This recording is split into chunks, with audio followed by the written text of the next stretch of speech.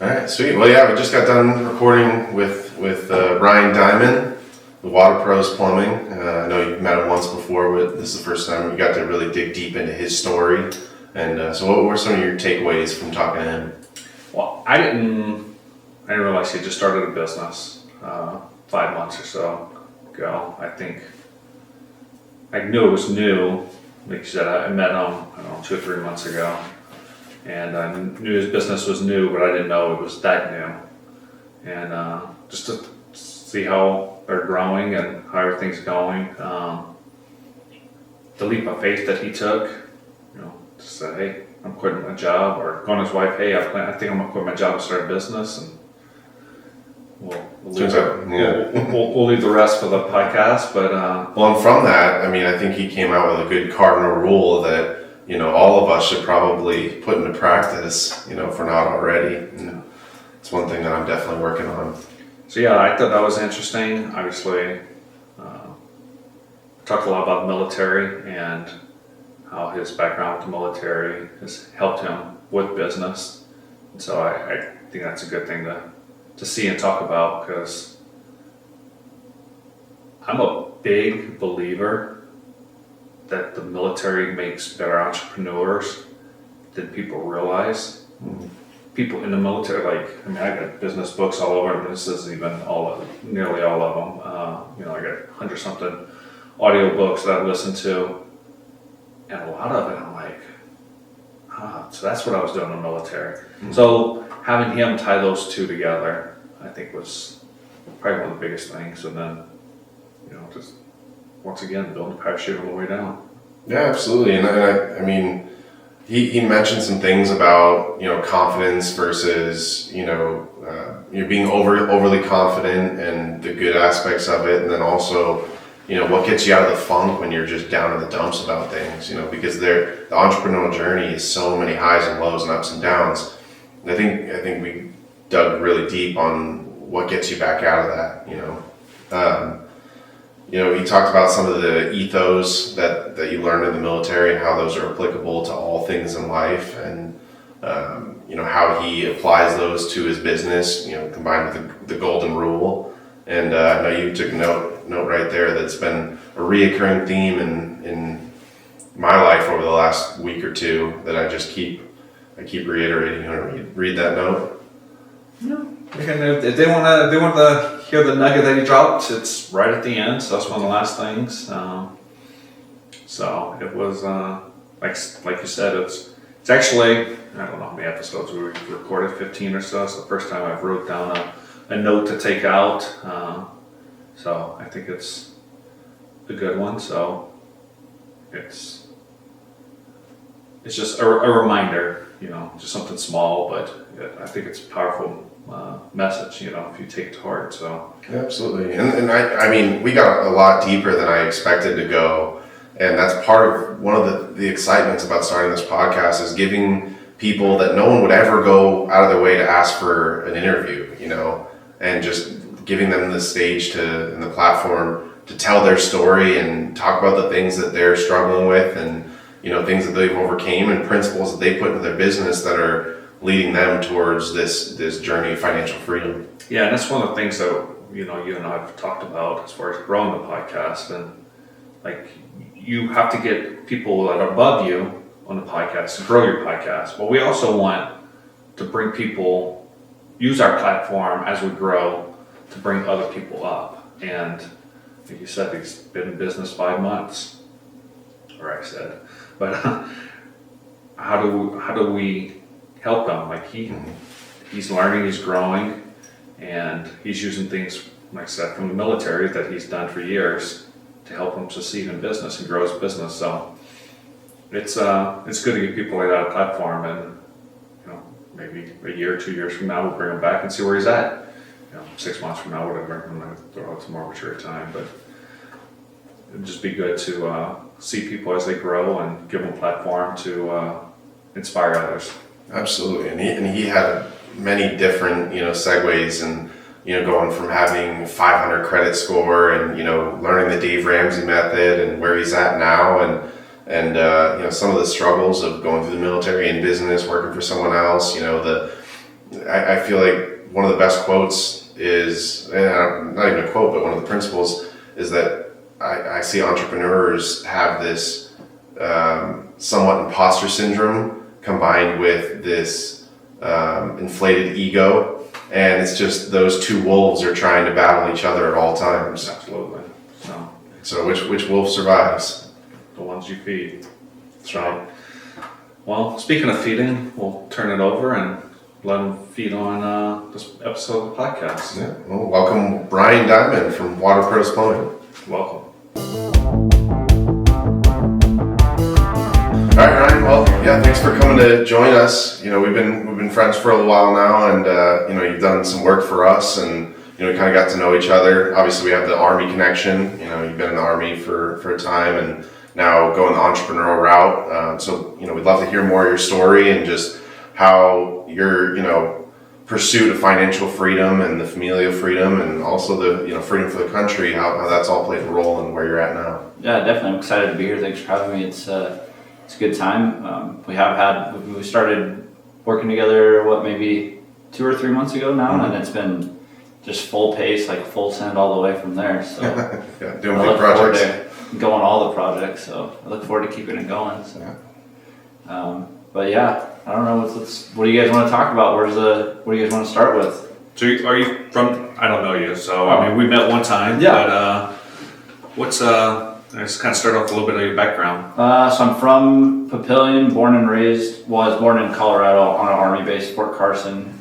So it's kind of where the military started with me. My dad, retired Master Sergeant. So I kind of got that in my blood, if you will. I live in Gretna now. That's kind of where I like to do the majority of my work, or it's where I wanted, like, my target, but really all of Omaha. Been in the Army Reserve for 18 years now. Okay. Last week I just signed my final indefinite contract, so they got me until my wife said otherwise. So she likes the extra little paycheck that gives us every month. It's just a little bit of extra spending cash, which as a staff sergeant, it's not a ton of money, but it's better than, you know, an E2 or a private. So it's nice to finally be at that level. Just started Water Pros Plumbing 5 months ago. Like 3 days after we bought a house, I sat down with my wife and I was like, I think I'm gonna quit my full-time reliable job and start my own business. And she was like, I think we should maybe talk about it. And I was like, well, I kind of already did. And she was like, what? So that was kind of She just had a wild hair one day and started doing this. Well, it was Sean Gomez and Brad Flanagan. They kind of pulled me aside and were like, why aren't you doing this on your own? Because I'd talked to them and they just kind of saw how good I was at talking to people and earning the trust of people, which in plumbing I think that's the most important thing, because you got businesses who will go out there and find one small problem and then try to either blow it out of proportion and make it way bigger than what it actually is, or try to just sell a bunch of things that the customer doesn't actually need or isn't actually even interested in. So I feel like plumbing is one of those trades that it's like, I don't know if something's going to cost $100 or if it's going to be a $10,000 fix. Like that, because it's so relative to the problem, I probably have definitely been taken advantage of by people in the past because it was ignorant. Mm-hmm.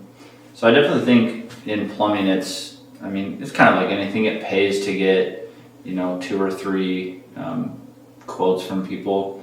The hard thing about plumbing is, and we do the same thing, we're not going to give a quote over the phone. Mm-hmm. If it's something simple, like I had a drain cleaning call this morning, and I was upfront and honest with the lady. I'm like, you're calling me at Saturday, it's 9 o'clock in the morning, and you want me to come look at your kitchen drain?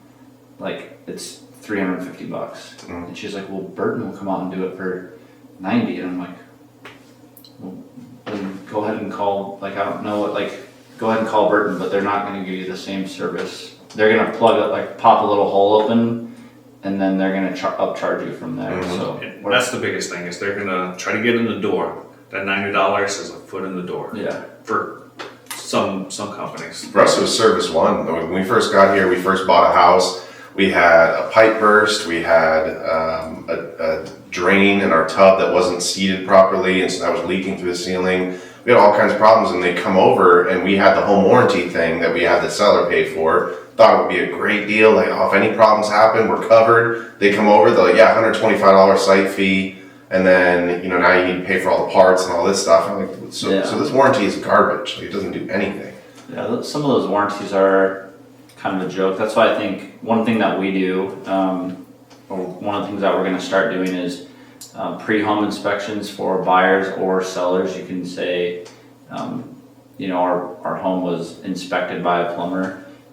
We're actually going to come through and give a full report of, you know, the shutoffs, like are they in good working condition, the age of the water heater, we'll service the water heater at that time. But the most important thing is, especially with some of these older homes in the Omaha area, or even these newer homes where the neighborhoods are requiring you to plant a tree in the front yard. Well, in 20 years, that tree in your front yard is going to cause a ton of trouble for your sewer. But we'll come out and we'll do a sewer camera inspection, and we'll actually include that in the video. We'll send whoever's doing it, we'll send them a video so that they actually have, like, it's not just me saying, yeah, there's a root growing in your pipe or a crack in the pipe. You can actually see it and take it to whoever, you know, if you're the buyer, you can say, well, we want to get this credited, or how much would it cost to get this fixed? So it's not just me saying something, like I'm actually giving you the proof, where a lot of people will tell you, but then they want to charge you extra for the video. Like, I'm not going to charge you for something I'm already doing. Like, it just doesn't, it's not ethical. It doesn't make sense to me. So. Well, I have a question on, what does it mean to service a water heater? Because the only thing that I've ever heard of is draining it, you know, trying to get all the sediments out. I don't know if you flush it or what that means. I go in and I look at a water heater and I'm like, yeah, the water heater's 8 years old. Like, I don't know if that's good. I don't know if it's bad. I've heard the water heater is supposed to be, you know, 12 to 15 years sometimes, depending on the model. But obviously, you came over and looked at my water heater. It's like 25, almost 30 years old, and it's still kicking. You know, it's on its last thread. But so, what is it that you're actually looking for in a water heater to determine? Okay, I expect this to go, you know, a while. Because I always advise my clients, if it ain't broke, don't fix it, because it could last another 10 years. There's no point in spending the money yet. Yeah.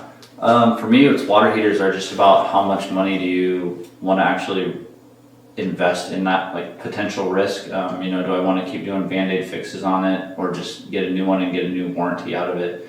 But when I service them, we drain the water heater, we flush it all the way to the bottom so that we're taking as much sediment as we can out of it. And then we're checking things like, what does the flue piping look like on top?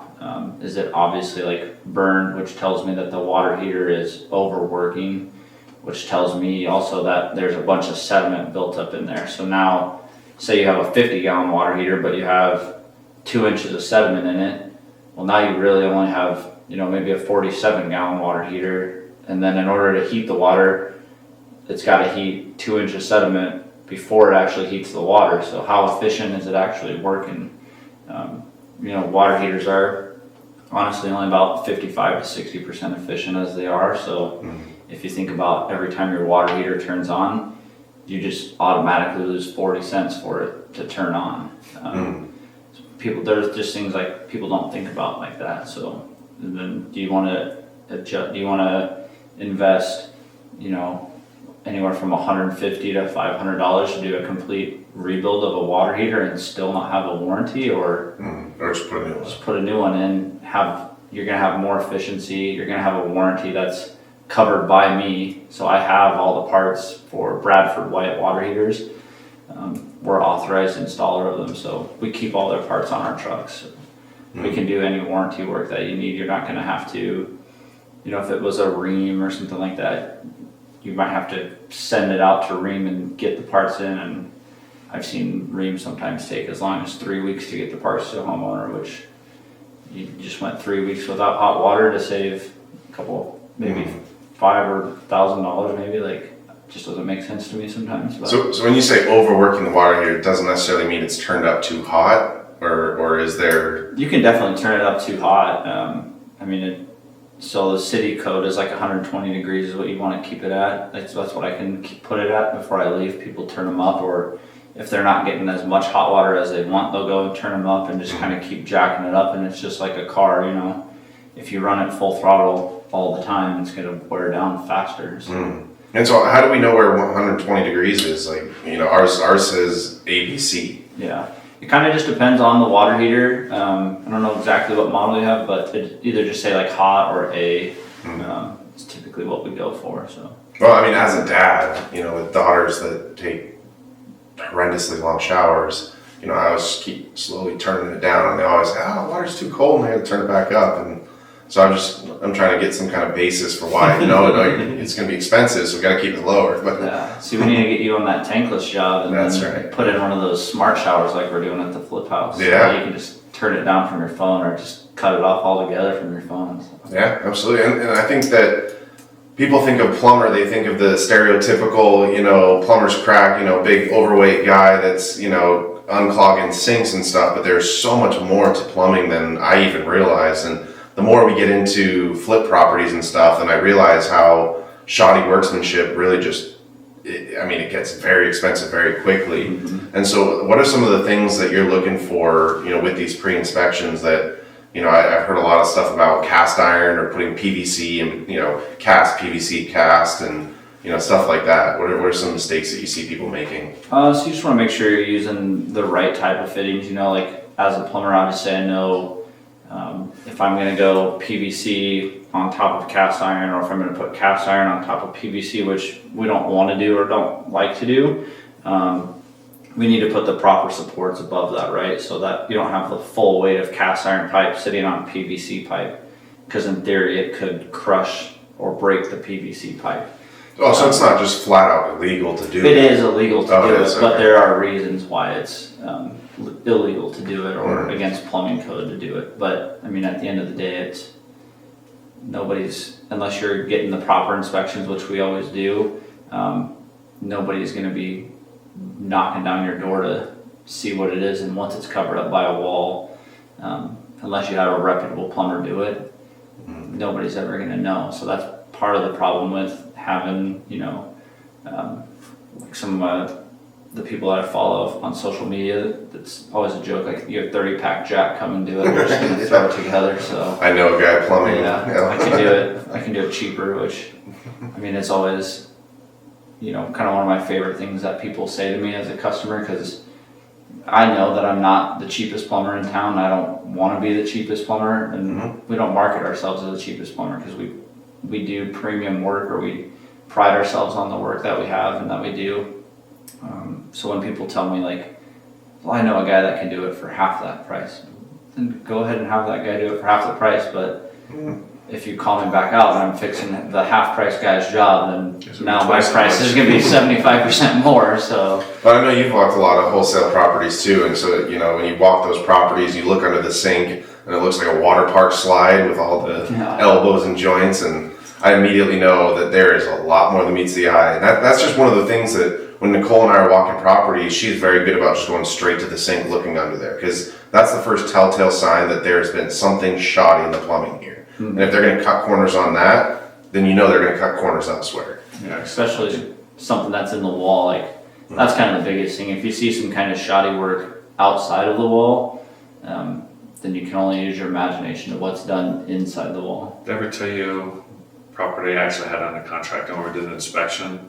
The main, they had so it was cast, and so it was dark, and it's in dark brown, and they flex sealed the main. It was cracked all the way through. Nice. And so they used flex seal. You couldn't really, unless you got up close and was actually inspecting it, couldn't really tell. But Oh man. So. But it's things like that I see more often than not, especially in a lot of the older homes, or some of the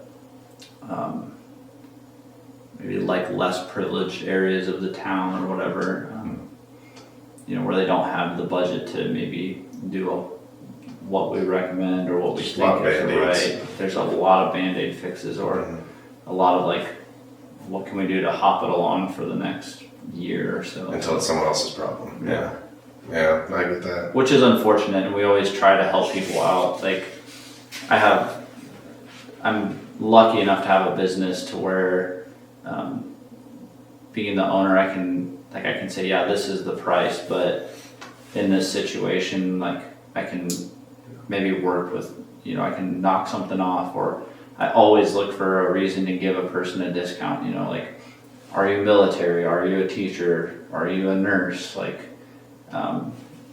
any reason that I can try to find and give somebody a discount, I'm always more than happy to do that. So I had a question.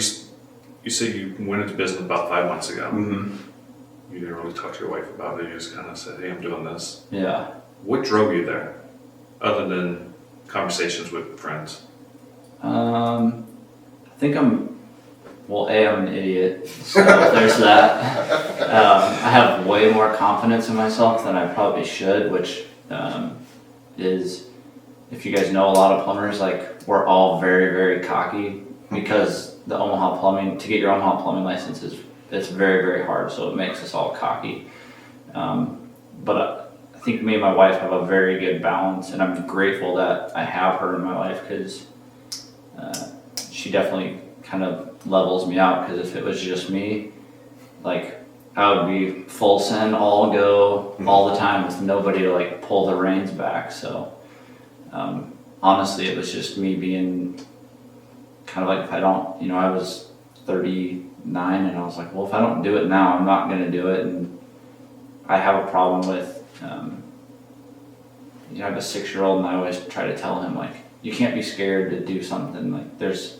Like, I'm here for you. Like, you have my support. I can't say that to him knowing that I have the same support, but I'm not willing to take risk also. So just it's mainly comes down to me just being an idiot and be like, yeah, we'll figure it out. So, well, we talked previously about, the building the parachute on the way down, and how, you spoke about your wife, and how she kind of grounds you, and us as entrepreneurs, we are like, I'm going to figure out A to B, and then C to Z will just work itself out. Yeah. Whereas, a lot of times my wife, and I know your wife too, will be like, I need to figure out at least A to X, and I'll let you figure out Y and Z, I think it's so true. And then we also talked about, that curiosity as a kid of like, I can be the president, I can be an astronaut, I can be this and that. And then somewhere along the line that gets suppressed, and you're like, you start putting these own limiting beliefs on yourself. And so making the jump from being a W-2 for someone else into being your own business owner, what was the biggest driver there? Was it this pursuit of freedom, controlling your own schedule? Was it, the financial side of it? Like, where was your mindset at? Yeah, so for me I was doing a lot of water heaters on the side, and this is probably one of the biggest complaints about me starting the business that my wife has had. Surprisingly, it's not like when she complains about the hours, but for her I was getting paid a normal, hourly rate as a journeyman plumber, but then I had an awesome boss who let us do, not only did he let us do side work, but he would let us take like company vehicles to do side work. He trusted us enough to and this is one thing that I try to learn as a business owner. Like, I have to find the people that I can trust enough to blindly let my vehicles go and know that they're not going to steal from me. Mm-hmm. So he would let us go do water heaters on the side, and just like, hey, I used this off the truck. Well, when I was doing it then, I was doing water heaters, and I was like, at that time I was doing like one a week, and I was like, I'm making a lot of extra cash on the side here. So I was like, if I could start my own business and do one water heater a week, then I'd be doing pretty good, Did you split any of that with him, or just pay for materials you used? Just pay for materials, yeah. He was super awesome. So shout out to Chad Harris at Harris Point. He's an awesome guy. So he is the reason that I'm in the position that I'm in today. Like, had a conversation with him when I started the business, and he was honest. He was like, I don't think you're ready. He's like, I think you have a lot more to learn, but like, I hope you do good. I think we have a very similar mindset when it comes to that. And that's one thing that I don't really quite understand about the plumbing business, is it seems to me like very feast or famine. Mm-hmm. when it's like, why, like I want to help everybody. Like if I'm friends with you, I want to see you succeed. I mean, there's a couple people that are plumbers that I'm competitive against, but I would consider them friends, you know, like if I knew I got beat by them for a job, I'm going to call them and give them a little crap. Like, how'd you know about underpriced me by like $100? Like, what are you know? But at the same time, like, I always refer them out. So if I can't get to something, cause like right now I'm so busy, I'm pushing off calls to almost 2 weeks now. So it's when I have that chance to give a referral, I always do, but I'm also very careful about who I refer to those people because they are my friend. I don't want to send them somebody that as much as I don't want to judge people, you think like this person sounds like it might be a pain in the ass to work for. So it's just kind of choosing your battles basically, but I don't know what the original question was. Sorry. I think one of the things I take away from that is early on in my real estate, I listened to Brian Buffini, and he's big real estate coach for real estate agents, and he came up in the Zig Ziglar days, and one of the things, the most impactful podcast that he ever had for me was, can you put your name to it? And now when it's referrals, when it's your own business, when it's the quality of work that you're putting out, it's can you put your name to it? And that's one thing that I try to remember. And especially when you're talking about competing with other people and stuff, like, yeah, it is a competition in real estate. There's a lot of investors in town, but there is way more opportunity than there is people. And so I think when you go into it with the right mindset of like, okay, I missed out on this job, there will be plenty more. And that's one thing I definitely learned from Sean is like, when we would put offers out on properties, and there was a time where I was losing out like 90% of my offers, and I get one and then that would fall through. But Sean has the mindset of just being like, there's so much more opportunity. Like, don't ever get hung up on missing out and get so competitive that, you start to get resentment almost, for the competition. Oh yeah. I've had that with one of my buddies. His wife always posts on like Nextdoor, and my wife always posting on Nextdoor, and he was beating me like every single Nextdoor job. I'm like, I cannot break through this. Like, I don't know what, like, still to this day, like if it's a Nextdoor app, like I'm to the point where I just quit even responding to them because I can't. I'm wasting time, which is not the right attitude. But I just had to realize, like, come to terms with like, it's not feast or famine, like I have my area where I get a lot of my business from, and he continues to kill that Nextdoor area, and I'm super pumped that he does, because I can see how much he's grown, and I can see how fast he's grown, and he's a good enough guy. Shout out Phil Mandel, that he shares his knowledge with me and teaches me things, even if I call him and it's probably a stupid question or a question that I should know the answer to as a journeyman plumber. He never, at least to my face, never is like, what are you doing? Like, or if I do ask something stupid, like I asked him a gas question the other day, and he was just like, he kind of responded with a statement that was like, yeah, I probably shouldn't even ask that question. So having those people to surround yourself with is huge. And I'm a huge believer in you become the people that you surround yourself with, or you share the same mindset as like-minded people. So if you're always surrounding yourself with people that have doubts or think that they can't do something or find reasons not to do something, then you're gonna become that. And I don't want to become that. And it's having kids now that's probably the thing that's changed me the most, is having kids, and especially a son, just setting that example of like, we don't quit on anything, we don't give up on anything. Like, we might not win everything, but it's not because we didn't try, or it's not because of lack of effort, So that's probably my biggest thing that I've been working on lately, is just like my own personal mindset and not being so hard on him. Sometimes I need to work on that. I'm pretty hard on him sometimes. So I want to go to the mindset, but before that, what you said Nextdoor wasn't your solution for growth. Yeah. What has been beneficial for your growth? Because you said you're a couple weeks out, so obviously 5 months, you're you got the train rolling. It's more than one water heater a week. So Yeah. what was the fire that got you going?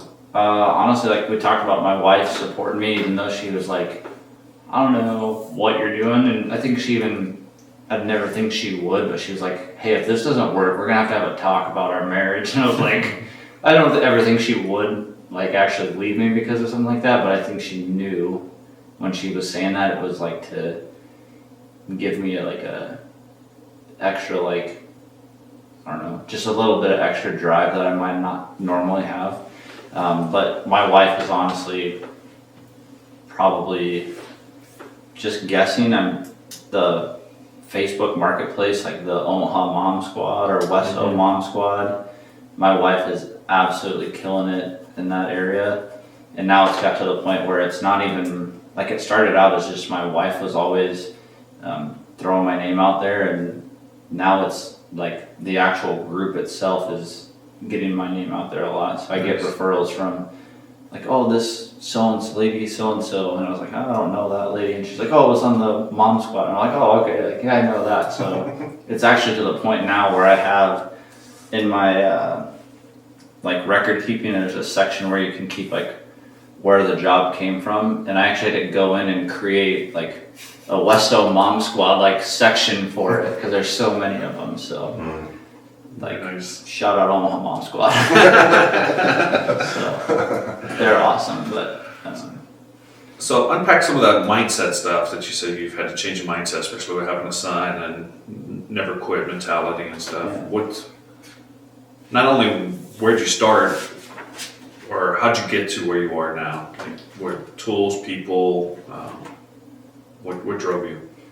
I honestly think it was like, as weird as it sounds, or maybe as cliche as it sounds, it's 18 years ago when I joined the military. You know, I was that punk kid who went to college for a semester, and you know you're not meant for college when the college advisor is like, I think this might not be the route for you. I'm like, isn't it your job to keep me? But joining the military, it just gives you that sense of, I don't know, I call it cockiness, but like, I almost feel like even though if I don't know what I'm doing, like, I'm gonna figure it out. You have no choice a lot of times in the military. Like, it's figure it out or Sink or swim. yeah, it's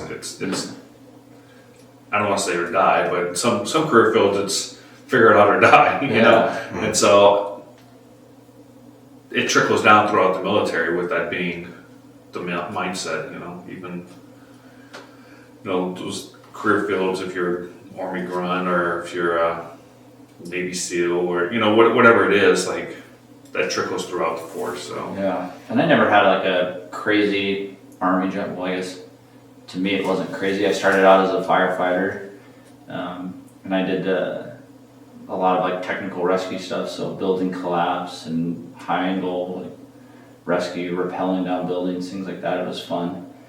But I'll never forget in basic training, it's just things that make you mentally tough. For our first road march, I was all the way at the back of the march, and I get called up by the drill sergeant who was, a little dude, like maybe 5'8" on a good day. And he had a gold tooth, and every day he'd be like, I'll kill you, like, oh, and I was like terrified of this little guy. And then at the end of basic training, you find out what their jobs were. He was a cook, and I'm like, I'm not scared of a cook. My last 12 weeks, terrified of this cook. But he called me up on this march, and he had a little turtle that he found on the road, and he made me give him my rifle, which I was like, oh, thank God I don't have to carry this 7-pound rifle anymore, which, 7 pounds doesn't seem like a lot, but when you're pumping it, 16 miles, it adds up for a while. But I had to carry this turtle in a stupid milk crate for all of basic training, and I couldn't let any other drill sergeants touch it or like harm it. So then I'm in this predicament where like I'm telling another drill sergeant no, but then like my drill sergeant. So it's all part of the mind game to make you kind of question yourself or Was whatever. that because you were in the back and being slow? He just hated me. So, I mean, they hate everybody, but I mean, my last name's Diamond, and I don't think he ever called me Diamond, but he called me every other like gemstone or rock. Like there was for 3 weeks straight, he just called me rock. Like I don't know, but pretty sure he hated me. But it was like a hate of love, I guess. I don't know. But and then the last road march, he called me up like halfway through and gave me my rifle back, and then just threw the turtle into the woods. And I'm like, dude, I've been keeping this thing alive. Like, come on. Go running in the woods trying to save it. But just things like the stupid little things like that. Like you don't really see the point of it, but it gave me, like, as dumb as it sounded, it gave me like something to think of outside of like how bad this actually sucks. So I would definitely say the mindset comes from the military and that discipline and the attention to detail and the organization and just being prepared for anything, you know.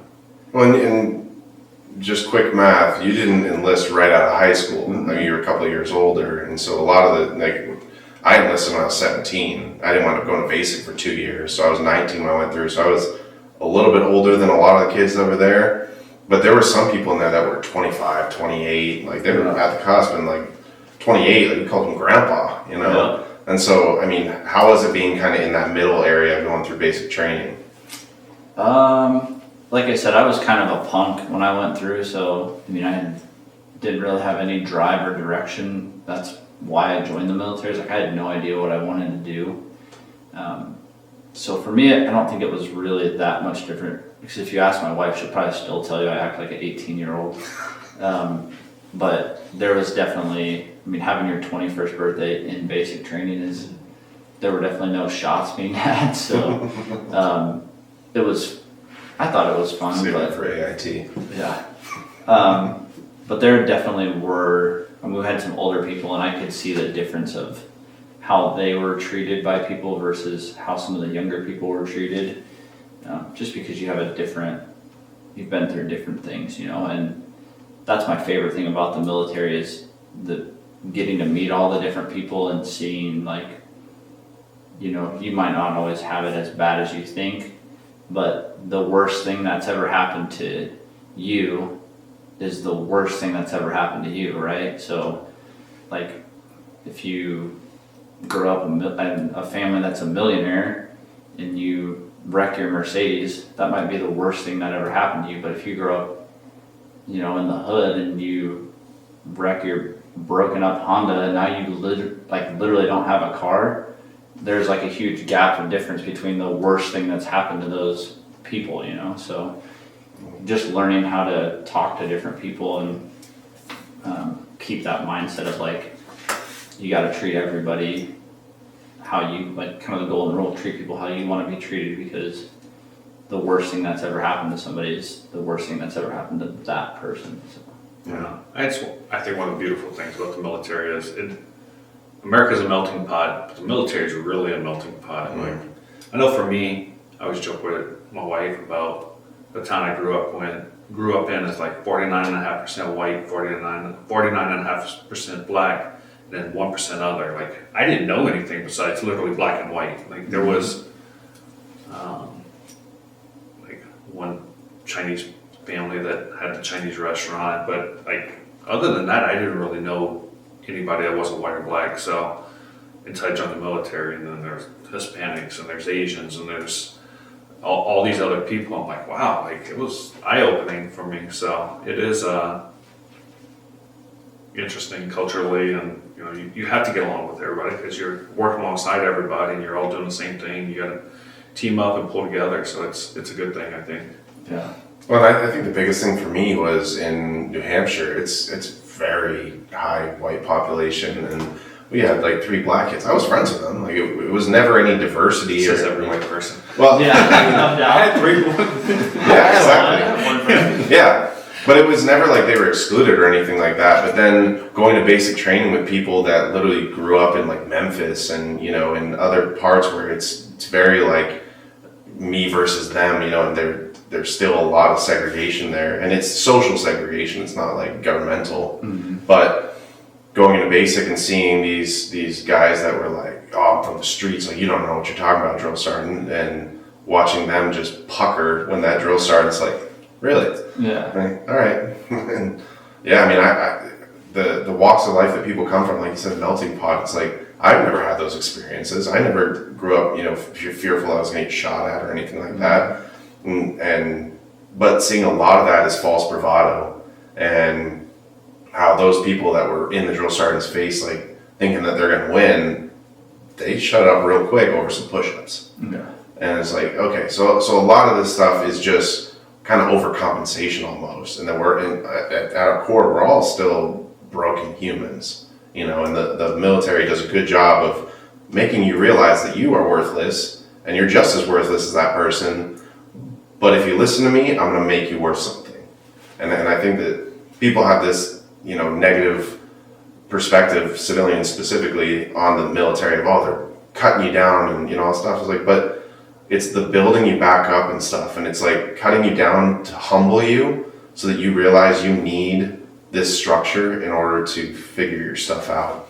And one of the things that I think is, as cheesy as it is the warrior ethos, for us, is about resiliency. And it's something that, even though it's not in the forefront of my mind all the time, it's definitely something that comes up, like never accept defeat, I'll never quit, I'll never leave a fallen comrade. It's like, if one of my buddies is going through a tough time, I'm not just going to ditch him. Like, I'm going to go back and see what I can do to help. And it's all about that selfless service, Yeah. And so I think that's one of the things that we take into the business side that makes us, we talked about this previously, about why is it that former military, police, EMS and college athletes tend to have a better, easier time transitioning into this entrepreneurial side. And I think that is one of the reasons. Yeah, I mean, teamwork and just doing something hard. I think those doing are hard things. Those Like, are the things. I mean, looking back, would you guys say that basic training was difficult? I wouldn't. At the time, it was. Exactly. I was like, at the this time, it was sucks. probably the hardest thing that we went through. Yeah. But now looking back, it was like, I would do it again. I remember making a comment to my parents when I came to my graduation. I said, I wouldn't do this again for $1 million. I would do it now for 100,000.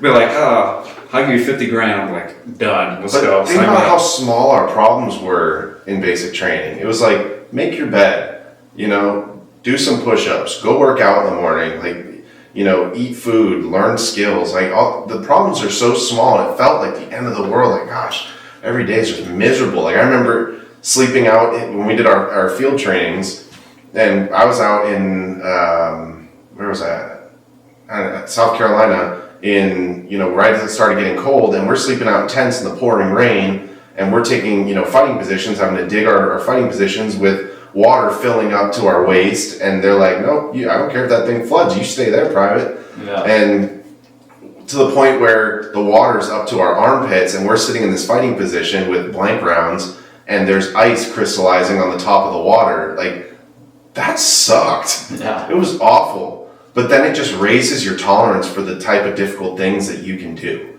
And I feel like there's so many instances of that in the military, and especially in the initial training, because they want to make it difficult for you.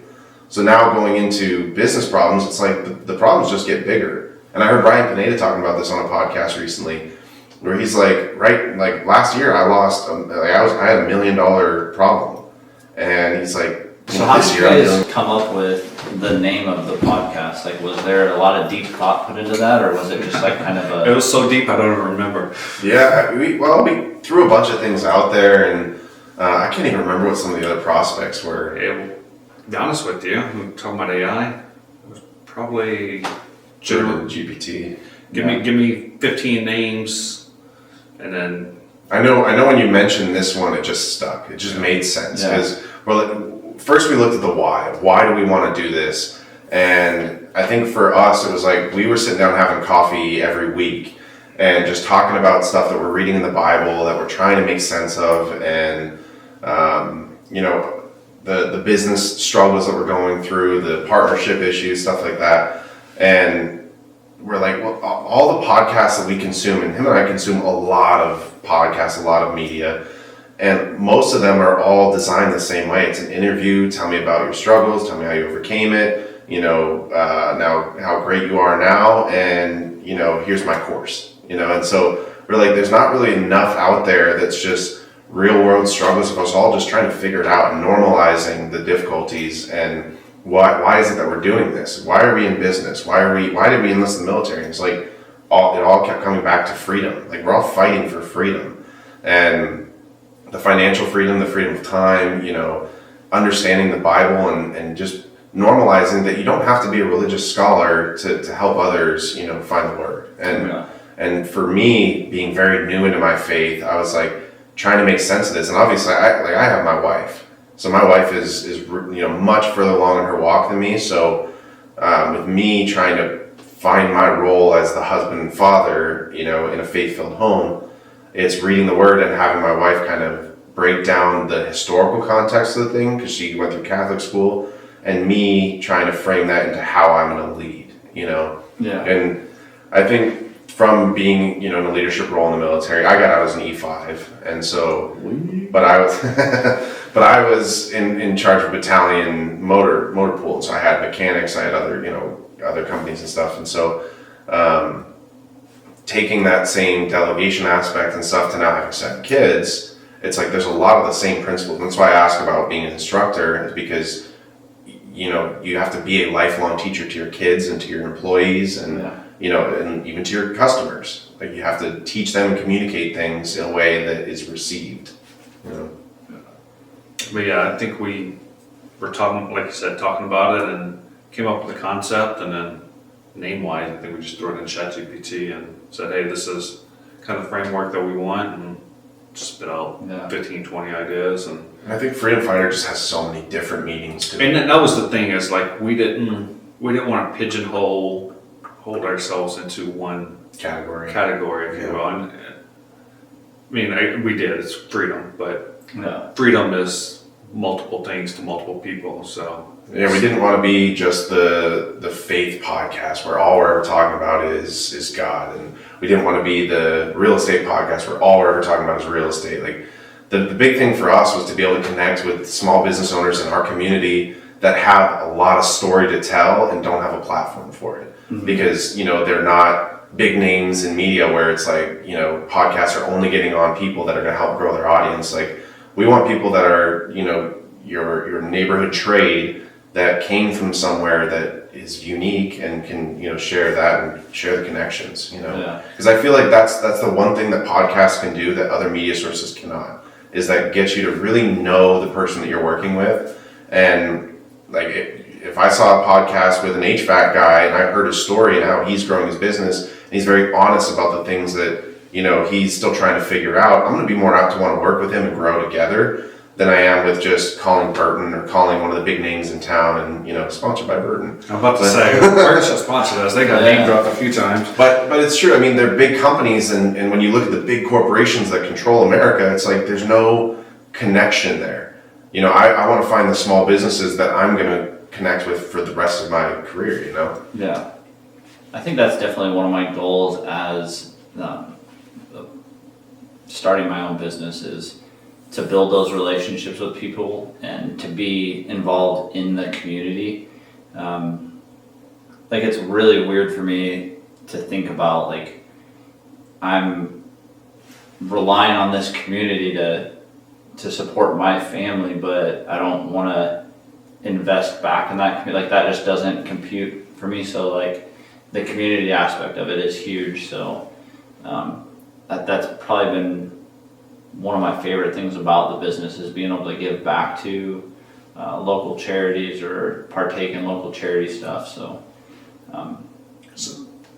that brings up one of the questions I want to ask you. You mentioned in here about just ethical practices. You mentioned about being honest and not doing the upcharge, and even though you can make more money. Where does that kind of come from, and do you think that's better sound business practices in the long term? I think it is, because I don't want to be that. I mean, as cool as it is to go to my wife, or I'm lucky enough to have a couple business partners, so it's cool to go to them and be like, oh, I had a $10,000 sale today. Well, did I have a $10,000 sale one day, or have I now made a lifelong customer where, I might get 12, $1,000 sales from that customer over the span of our business. So for me, it's just, I want to be like, as much as people don't want to see a plumber come to their house, I want to be the plumber that people don't mind seeing, or they know that I'm coming and they might be like, it's going to cost us money, but we're going to get to at least see these people or talk to these people that we know come from a good place, and we know they're going to come to our house and do the right thing. And I only know one way to do that, and that's just to be upfront and brutally honest with people. Like, you might not like what I'm telling you, but it's the best solution, or it's the, last night I was at a lady's house till 9:30 at night. I repiped her whole 2 bathrooms, only to find out later that now there's a clog, farther down her line underground that we couldn't see. But I had that conversation with her, and I was just upfront with her, and I was scared to death to have that conversation with her, because she just spent thousands of dollars with me, but now she's still having a very similar issue, but when I told her the price and what it was going to entail, like, she was like, well, I trust you, and didn't even bat an eye. And I was like, if I was in her shoes, I'd have been like, I need to see some evidence of this dude. Like, I don't, did have like, hey, I pulled this out of your main line already. Now that we're farther down, this pipe is broken down the line. We couldn't have seen that without getting there first, This is a newer house, older house? No, it's not a terribly old house. It's over by like West Roads Mall kind of area. Okay. So it's not, it's 60s, 60s, 70s. It's nothing out of the normal, like out crazy, but. Well, so what I'm hearing from that is the people first mentality is that if you would have gone in there profit first and focusing on how much money you can get, then when they're probably already on edge, like, I know I have to do this, but it kind of stings.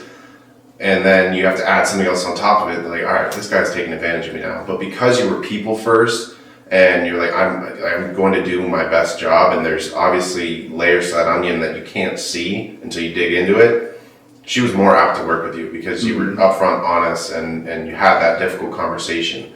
Too many times I see trades that they just avoid the difficult conversations and just send an invoice, and I'll look at that invoice and be like, that's not what we agreed to, and I think that in any business, doesn't matter what trade it is, but when you are people first and you want to take care of people, it will be returned tenfold. Yeah, that's definitely for me as an inexperienced business owner. I would say the 2 hardest things for me are not being too upfront with people. Like, sometimes my wife tells me I'm too upfront or I'm too blunt. But I feel like that's the best way to earn people's trust, is like, this is the issue. These are potential solutions. This is the one that I recommend. Mm-hmm. I'll do whatever you want, but this is what, I'm a professional. You called me for a reason. This is what I would recommend. Right. So just being upfront and honest with people. And then I have a hard time telling people no. Like, I really do. Even if it's something that I really don't believe in or think that they're making a mistake on. If that's what they want to do at the end of the day, then like, I'm here to serve them. So I just have to, you can only tell people so much. So. Well, and I know one of the difficult things of being in a trade like yours is people are normally not calling you in a good mood. Yeah. Like, they're calling you when there's problems. They're not calling you, to come tell them that everything's okay. So I know that one of the things that you've been kind of venturing and doing more of is pushing like the water monitors, smart water monitors. Home automation company, we've partnered with your company to install a bunch of those because of the insurance savings it's giving people. And I know that that's an aspect that I enjoy more of, because we're saving the homeowner money, we're better protecting their house, and it's just, it's more the preventative stuff than, the reactive stuff. And the reactive stuff is where people are calling you upset because pipe burst or, stuff like that. Yeah. I think the thing that I have the best luck with, or why I'm so good at, or get away with maybe being upfront or brutally honest with people, is because I don't just tell them like, your pipe's broke, here's what it's gonna take to fix it. I tell them why, like, I'm trying to educate them, you know, and sometimes I get into the weeds of maybe giving out too much information or more over like information that they don't understand or process, but I'm passionate about it. So telling people why something is the way it is, or why it needs to be fixed, or why it's important, I think brings people back to a level of like, oh, this person actually does care about me. He's not just trying to sell. That's probably, as a business owner, you have to, like, when I was looking at it and trying to do a little bit of education on myself, the one common theme that kept popping up, or that I kept hearing people say, is you have to know what your why is. You have to have a why to start a business. Otherwise, you're just gonna like be out here trying to do something. Yeah. Somewhere around here. Well, and what's the phrase about like if you have a big enough why, you can overcome any how. Yeah. So that was, for me, it was just getting to spend more time with my family, which sometimes is harder to do as a business owner. But there are just little things that I get to do, like Monday I get to go talk to my 6-year-old's class about Veterans Day. And I can do that because I am the business owner. I don't have to ask somebody. I can just make that accommodation in my schedule. Or on Friday mornings, you know, I don't have to be to some dark construction site at 6 o'clock in the morning. I can take my daughter to my wife's mom's house or her grandma's house to have daycare basically. But I love getting to do that because every Friday morning I get to go get donuts with my little girl. We get a treat for my mother-in-law's dog and donuts for mother-in-law and the father-in-law, and we all get to, you know, take 20 minutes to start a Friday. It's just little like things that I enjoy about it. So there's two things you just said that I wrote down. You said it multiple times. You said, I get to. And I love that mindset. We were talking earlier about that. Like, everything we do, we get to do. Yeah. Like, whether you want to do it or not, it's something you get to do, you know. And if you don't like doing it, then change your, you know, circumstances that you get to do what you want to do. So I love that you said that multiple times. Yeah, same as like working until 9:30. You're like, I was at a job doing it. You weren't at all saying it like it's a chore. Yeah. Like you have the opportunity to go out and serve this client or this customer until 9:30. Like the opportunity to do that frees you to be able to show up to work when you want to show up to work. Mm-hmm. Yeah. Which, perfect segue to the other thing, freedom of time. You mentioned that a couple times. Like, seems like that's an important freedom to you. Freedom of time. Definitely, especially with still being in the military. I don't always get freedom of time because sometimes you get that paper or that email that says, like, you have to be here, You're going here. this place at this time. Yeah. Which again, I think it comes down to my wife, my family, the people that you surround yourself, having that support system. But definitely getting to take advantage of those, the time that I can, or make that decision to take that, you know, is my favorite thing about being in business, starting my own business. It's cool. When you said previously that your wife keeps you grounded, and you know, when I've definitely felt these ways, and my wife's mentioned, you know, if she didn't keep me grounded, I'd probably just float away sometimes because you get so on these highs of like, I can do this and this and this, and then bigger and bigger. What do you do in the opposite? Like, I mean, you said you have this, you know, natural confidence comes from, I'm sure, firefighting too, plumbing, you know, all that stuff. Has it always been that way, or is there times where you reach these lows that, you know, you're kind of like, what am I doing? No, there's definitely. I mean, I had a conversation with a couple of buddies, military buddies, when I was trying to get my license, and I failed the test 3 times to get my journeyman license. I was just like, you're like, well, I've been working for this for the last 4 years, and now my family is going to be in a position where, like, they basically sacrificed all this stuff for the last 4 years, and I'm not holding up my end of it. So you definitely have those aspects of where you are so low, and going through a divorce once and losing a home and almost filing for bankruptcy. These are things that people don't always see, but I think that resilience aspect of the things that they teach us in the military are what gets you through those things. But it's now definitely my wife gets me, and my kids, but my wife definitely gets me through the hard times, because I can't, at the end of the day, I can't let her down, or I can't let my family down now. So it gives you that why of, yeah, it might suck for me right now, but how much more is it going to suck for them if I don't keep going? Mm-hmm. So. No, and that's huge. And just being, humble enough to be able to talk about it. Because that's one thing is that I feel like, especially in podcasting, is people only want to talk about the successes. And, they'll use a failure, but it'll be a piece of the failure. It won't be all the internal struggles of the days where you're going to bed not knowing how you're going to pay your bills this month. We've experienced that a lot. There's been times where we were scrounging up quarters around the house to try and get ramen. And these are years where, the previous year we made $300,000, and then the next year we're trying to figure out how we're going to get rice, for the kids. It's a real struggle of it, and there's so many ups and downs.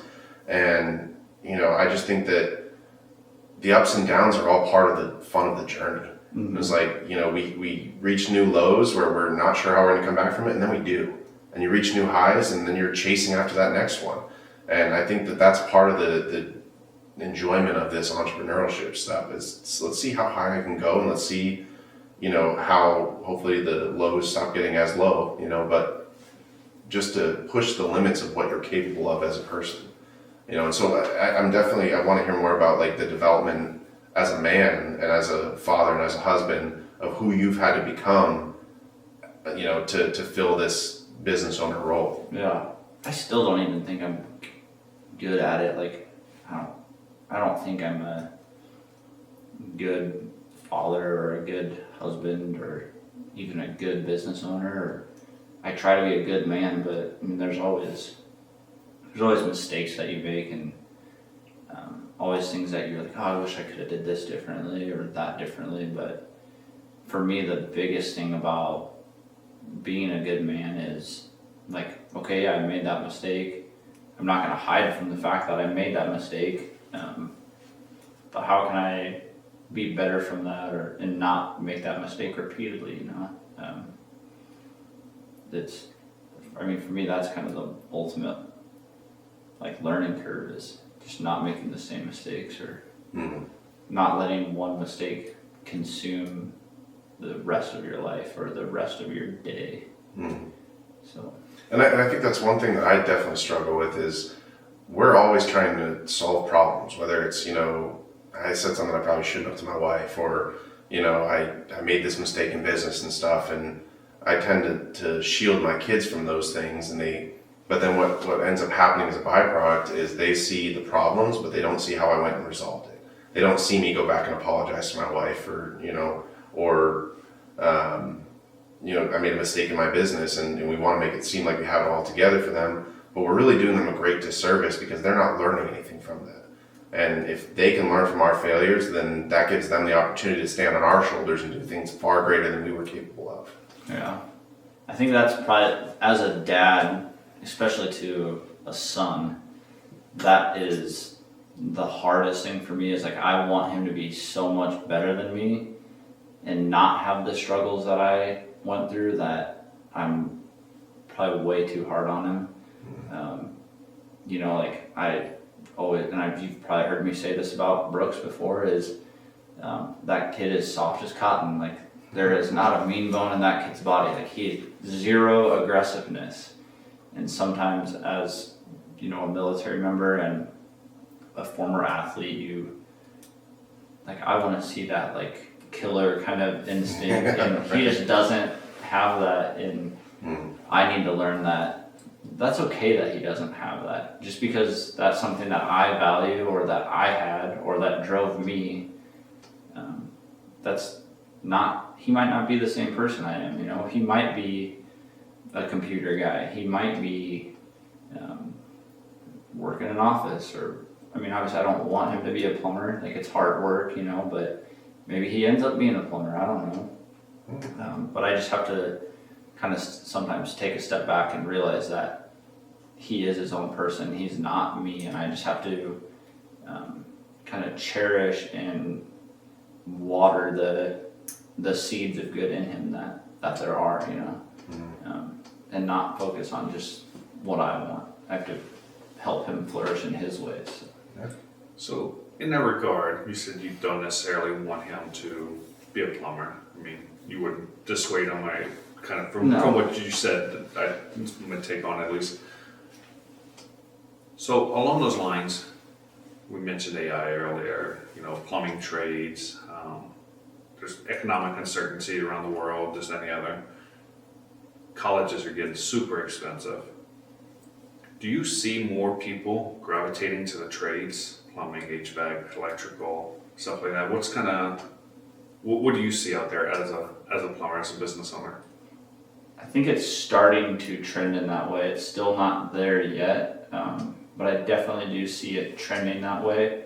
I think you probably saw, we had a high school kid come, he shadowed me for a day, and his mom messaged me that night, and she was like, he will not shut up about this now, like that's all he wants to do. I'm like, that's awesome, like I'm pumped for that. But and I have a female who's an apprentice with me, and she keeps like, well, she's like a laborer, she wants to become an apprentice, and I called her last night and I said, we're gonna find out Monday how bad you really want to be a plumber, because I'm gonna put you in a crawl space in a house and you're gonna have to dig a 10-foot long ditch with like a little mini baby shovel. So like, we're gonna find out how bad you want to be a plumber, because there's a lot of fun stuff I get to do, like installing water softeners or installing reverse osmosis systems, or like at your house installing awesome looking fixtures that, you know, I get to wear nice khaki pants and I come out clean and like I look good.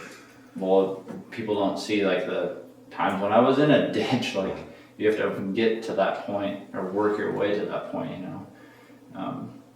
So I think we're still in that era of getting there, but we're not there yet. One of my favorite quotes, and I'm probably going to butcher it, but something along the lines of hard men make soft times, and soft times make soft men, and soft men make hard times.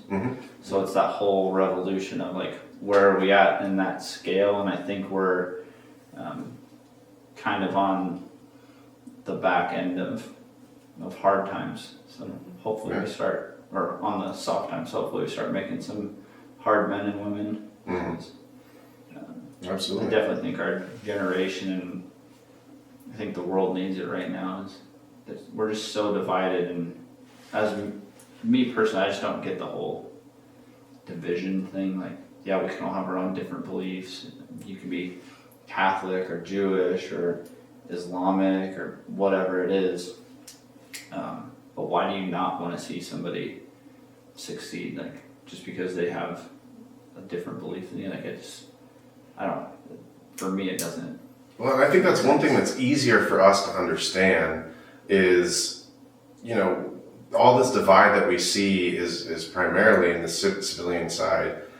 But when you're in uniform, you're one branch, you're one flag. Like we're all here for the same greater cause.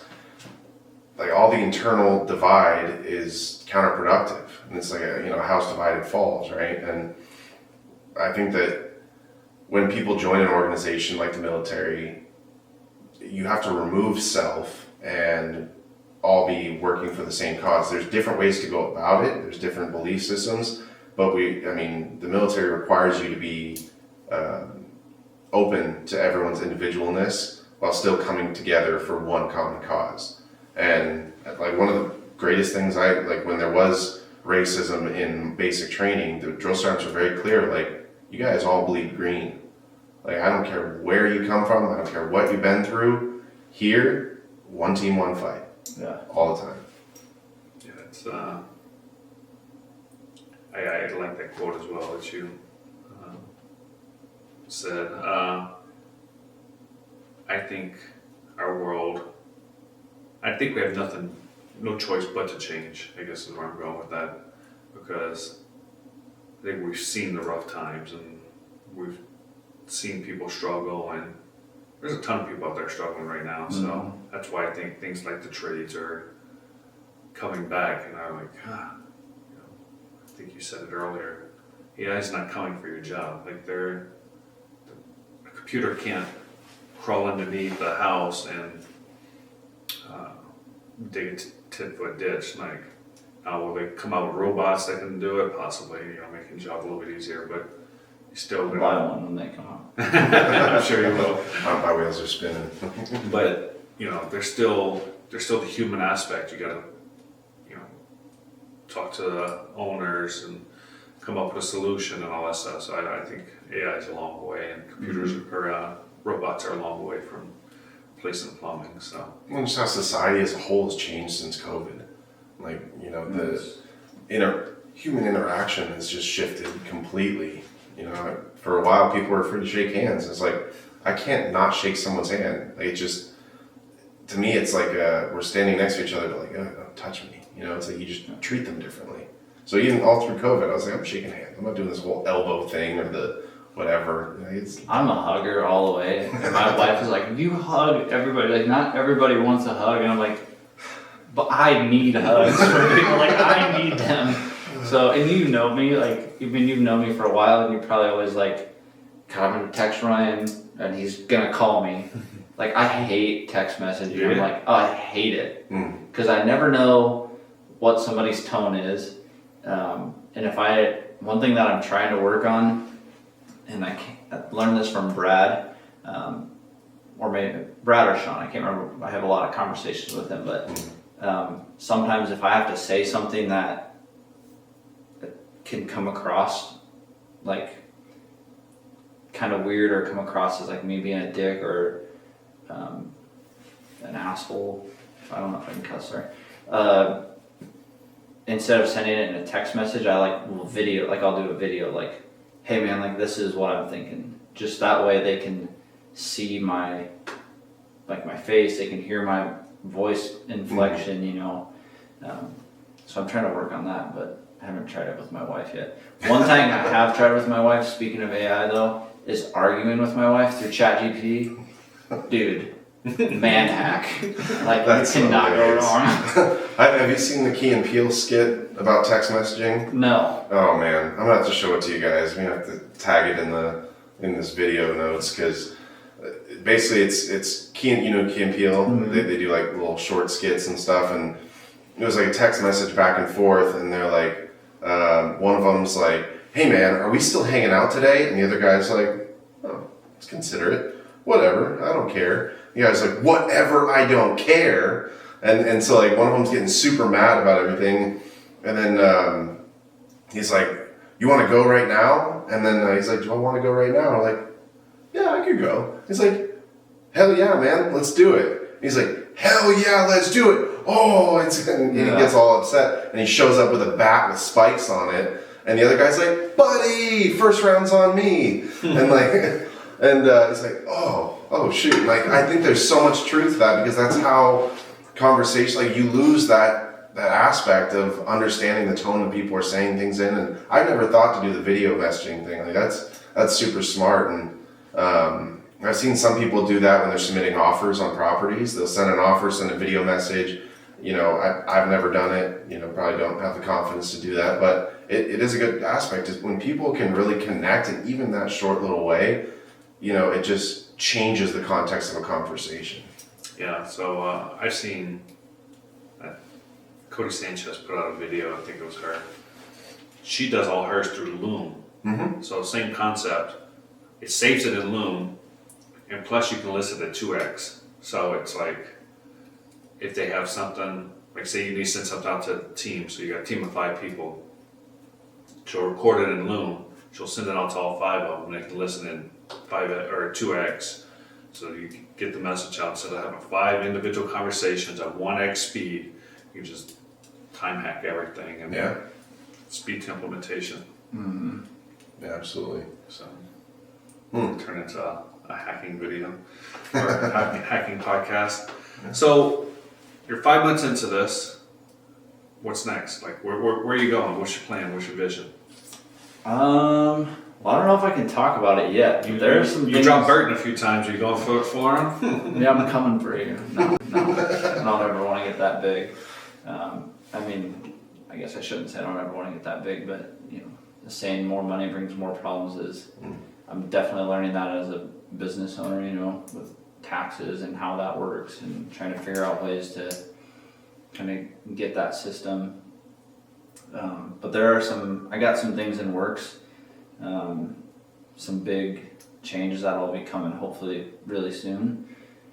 So just trying to not forget where I came from and instill that in, you know, the next level of things. But I definitely got some things coming. So That's awesome. I think I have a hard time with, and this was one thing I wanted to ask you guys, is how do you decipher between like being content with what you have and where you're at in life, versus like wanting to continue to grow and like be more. Like I feel like it's kind of like a weird spectrum. Like how can I say I want to become, you know, a millionaire but not be content for what I have right now? Like we just bought a brand new house. Like I should be content with living in a nice brand new house, but all I can think about is like, how awesome can I make the basement? Like, what can I do to get to the next house? Like, what can I do to get a house in Florida? So just trying to figure out that balance of like contentness versus wanting more. Well, I'll say, I think for me it starts with gratitude where you're at, and not I'll be happy when I get this. Because what you'll find is that no matter what that thing is, when you get there, you're not as happy as you thought you were. And when you find joy in the journey and the drive, then every day is good. And if today is going to be my last day, I'm going to wake up knowing that I was grateful for everything I have. I'm grateful for where I'm at now, but I'm also enjoying the journey, because if you don't have that drive, you stagnate, and when you stagnate, you die. You know, and especially in business, is if you're not constantly growing and improving, then your business is not going to survive. And so I think it's good to have these goals and have lofty goals, have outrageous goals. If your goals do not scare you, you're not dreaming big enough. You know, like we dream of exiting businesses for $100 million and, you know, all the lifestyle it provides, but our happiness is not tied to those material belongings. Our happiness is the people that we're becoming while we're pursuing those things.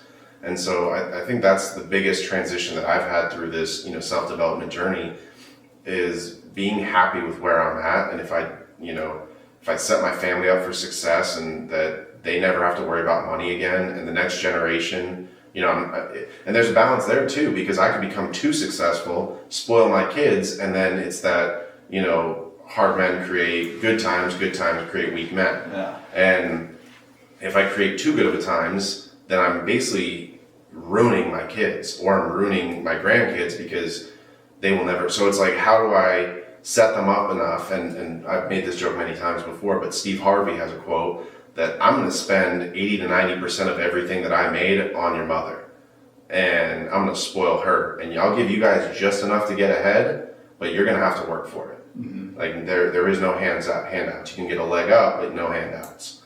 And so I think that for me is like, I have goals of the lifestyle that I can provide for my family, especially with, you know, how much my wife has been through, and my kids are strong, resilient kids. I want to be able to provide those luxurious things for them, go on vacations whenever we want.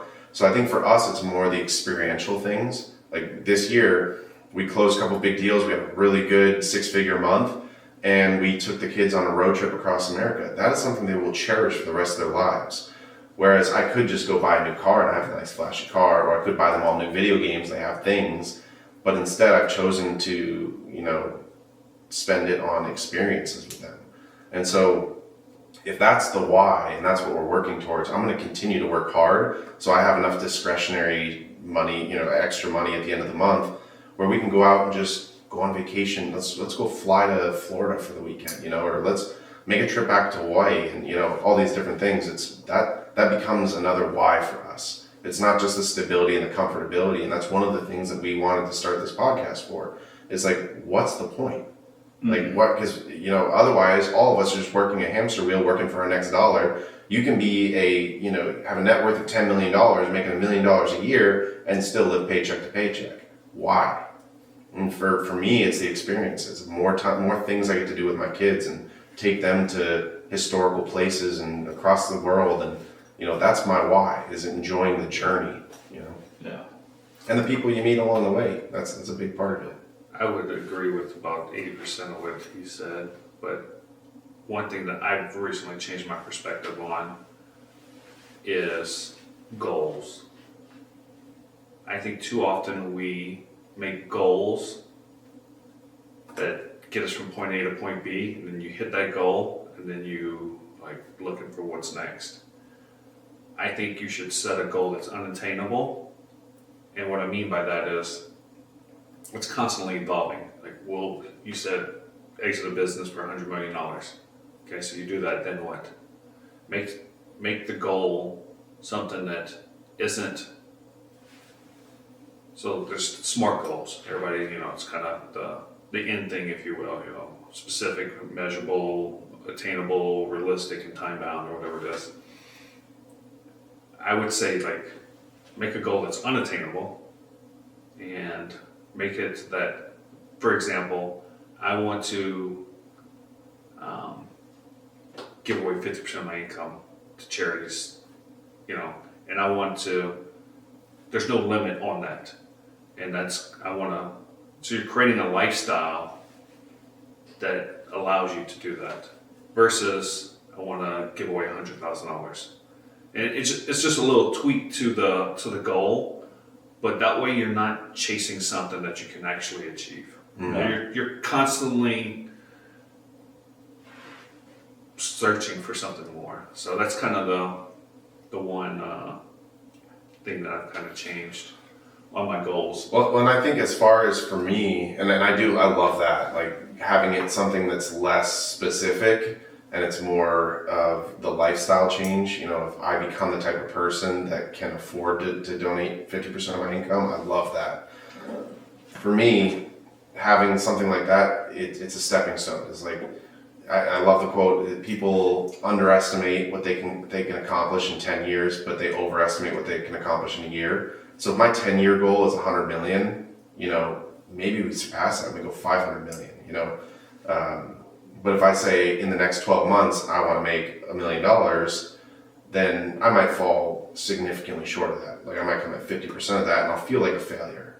But when you set the long-term goal of 100 million and then break it down, you know, divide that by 10 years, obviously there's an exponential growth curve, but where do I need to be at this year? Well, in order to reach that, at this year, I need to make 750,000.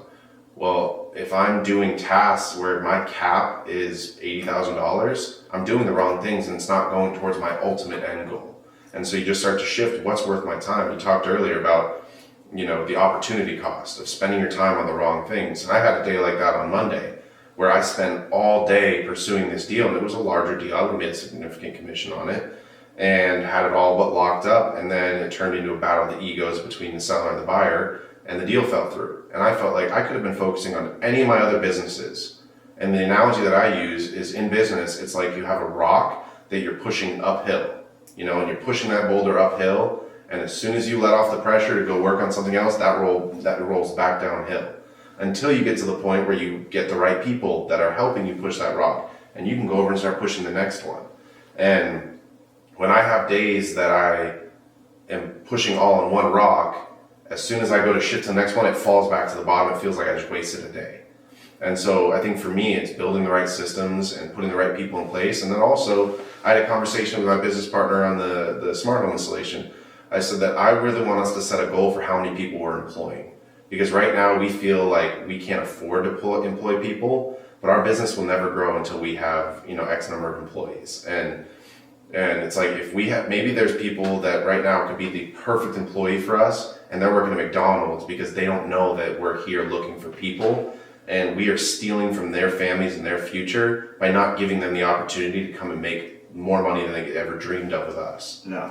And so one of the things that I'm passionate about is I want to have 1,000 employees. Like if I have 1,000 employees and they're making an average of $60,000, that's what, $60 million? I just created $60 million in meals for people's families and homes and investments and whatever it is. And that is something that I think is going to be my driver more than my personal successes, is how much am I growing people around me to eventually, like you said, buy back your time. And I can just be the business owner and I can lead more than do. And that's hard, is when you become a business owner, you trade those 5-10s for 24/7s. And it's like, what is your why? Well, my why is eventually to buy my time back. But I need to get really good at building other people up and pushing them towards success, which is why I think being an instructor puts you in a unique position to be able to lead people in a way that most people won't have the opportunity to. Yeah. I think one of the biggest things that I'm struggling with lately is, obviously I'm the business owner, so I can make these decisions partially because I have some partners that I still do have to answer to at the end of the day.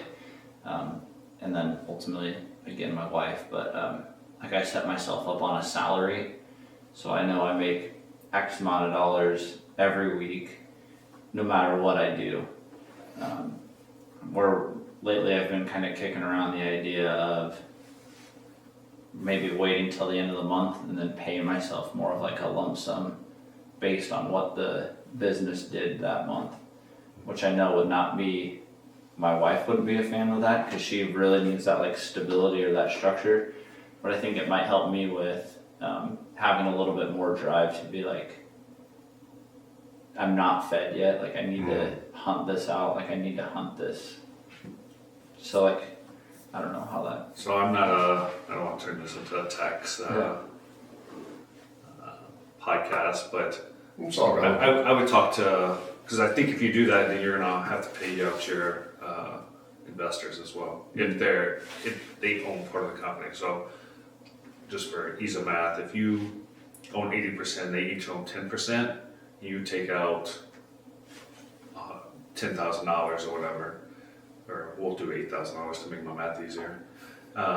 They would each have to get paid out $1,000. Okay. So but that depends on whether you're taking out a distribution, like you're saying, as a form. the way he said it made it sound like a distribution. Yes, but I think like if you a have it more of a payroll. commission, Yeah, payroll. it'd be like a commission-based payroll. Okay. Yeah. But I can see both sides of it, and obviously that's we are not tax attorneys, and so this is not financial advice. But don't take it from me. but yeah, I think that's a good incentive program, and it's kind of like dangling these little carrots in front of you. And that's one thing I said when I left the military is like going through BLC and ALC and all that stuff, and it's like, you work so freaking hard to build up your points for that next promotion. And then you get that next promotion, it's like, yeah, I got another rocker, I got this, and then you're like, I got $100 more a month. Like, this is BS. Yeah. And I was active duty, so I'm like, it's not a ton of money. In the reserves, it's even worse. It's like a $40 bump. Yeah. I was like, why did I go through all that trouble? Where I started looking at the opportunity cost. If I was in real estate putting the same amount of time into a deal, I make 15 grand.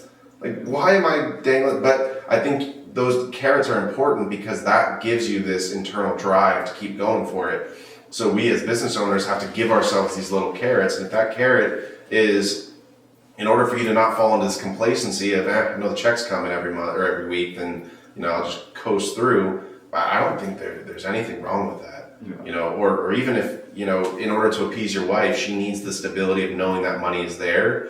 It's in an account that you have no visual of, and it's not until the end of the month that it hits, your joint account or whatever, your spending account. It's some of the Dave Ramsey principles that I don't necessarily agree with, but the envelope method? You don't get that envelope until you hit X number of sales. And in order for you to hit X number of sales, you need to make 40 phone calls a week or whatever it is. And then, if your wife's, it's almost like an allowance. Your wife's like, you hit your 40 calls this week, like there's $1,000, And I think those little internal carrots is stuff that you don't necessarily have to do on the business side. You can do it personally too. And I'm not good at that stuff. Like for us, we're commission based. It's like when that money comes in, time to get caught up on our bills, because we'll have some months where we make $50,000 and the next month it's goose egg. It could be 6 months that we're making no money. So I have had to get really good with budgeting, and I'm terrible at it. So I got like 3 Dave Ramsey books around here somewhere. I'll give them to you. yeah, I have Total Money Makeover, and I don't know. I need to get We through it. lived off them for like, my wife and I have been married for 7 years. When I married her, like one of the first conversations we had was, and again, this is me coming back to me, like the only way I know how to go is be blunt and honest. I had straight up told her, I was like, hey, if you want to keep going out with me, like cool, but like you need to know these things about me. Like my credit is shit right now. Like I'm horrible with money. Like these are my flaws. Like if you can live with these, then we'll make this work. And she did. But I think when we got married, my credit was like in the low 500s, like not good. And because we did some of the Dave Ramsey stuff, like we lived off of the envelope system for a solid 3 years, and it sucked. Like there were times where I was like, I'd really like to go out to eat tonight, but there's no money in that envelope, so we can't. Like we were kind of hard on each other about it.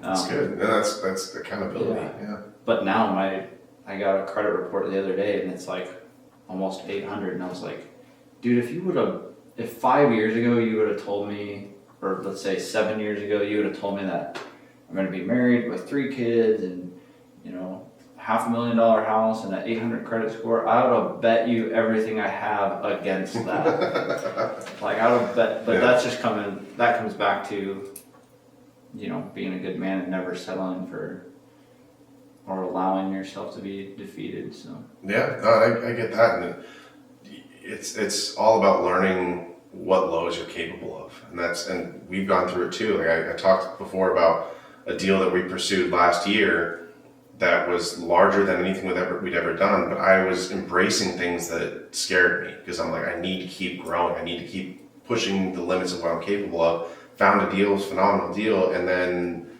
market conditions shifted. People weren't investing in deals. Like it was just a whole bunch of things all at once. Interest rates going up, you know, taxes, insurance were all increasing. And that left me, you know, me and my business partner, like almost $200,000 in the hole. And we're still paying that back. Meanwhile, we have another deal that went south, and now there's someone coming after us for another $20,000. And you know, and all the personal issues that are coming because I'm not working other deals, or I could be working at Walmart making more money than I'm making in real estate at that time. And it's like that's stuff that I never experienced before, and I thought that would have broken me. Like 10 years ago, if I knew I was going through those things, I would have been like, there's no way I'd survive that. And now I'm just like, yesterday I got a letter in the mail saying that someone's suing me. And so I'm like, okay, like it is what it is. Like I can feel a type of way about it. And this is my wife's voice, you know, in the back of my head, and mostly like actually in my ear, but but okay, you can feel a type of way about it. Go wallow in your self-pity, give yourself 5 minutes, and then do what needs to be done. Go out and make more money, make more sales, do what you gotta do, and fix it. Problem's not gonna go away. Problem's not gonna go away. You can feel however you wanna feel about it, but it's like the resiliency of doing hard things, that even that daily internal conflict, I saw a letter and I'm just like, oh, gosh, are you kidding me? And so I go and do some research into it, and I'm like, oh, that's it? Okay, not a big deal. yeah. Like it's solvable. The most I'd ever been in debt before I met my wife was like $15,000, and then you know we buy properties and we do and good debt, bad debt, and all that stuff, whatever. And to be hundreds of thousands of dollars in debt and still have a positive net worth is incredible to me. Yeah. You know, we're much more than hundreds of thousands of dollars, but it's just like you said, changing that mindset and who am I becoming while I'm pursuing these goals. You know. Mm-hmm. Well, speaking of families and all that, mine are due to come back and kick us out of here. But is there anything you want to add before shutting this thing down? I don't know. As cheesy as it sounds, I always tell people, just be the change that you want to see. You know, like if you want to change something, then don't leave it up to chance. Make it happen. Oh, that's awesome. I had a conversation about that Write it yesterday, down. so I love it. And then the all military safety brief. Show up to formation, don't add or subtract to the population. Yeah, don't drink giant, man. Love it. And speaking of military and veterans, we're recording this Veterans Weekend, so this will come out maybe a month from now or so. But yeah, so to all the veterans out there, we salute you and Thank appreciate you. it. So Do we just like shake each other's hands? The Spider-Man thing. but yeah, so yeah. Awesome. Yeah, no, thanks for coming. Glad to hear your story. And, if anyone's looking for plumbing services in the Omaha metro area, how can they get a hold of you? You can just call us on our phone. It's my personal cell phone, so if I don't answer it, don't be super offended, but it's 402-350-7782. We're on all the social medias, Facebook, Instagram, X, which I'm learning how to use. Maybe you can teach me. Yeah. And then our website, waterprosomaha.com. So, Nice. Well, appreciate it, Ryan. Thank you for thank joining you. us. So thanks for having me out. thank you. It's a wrap.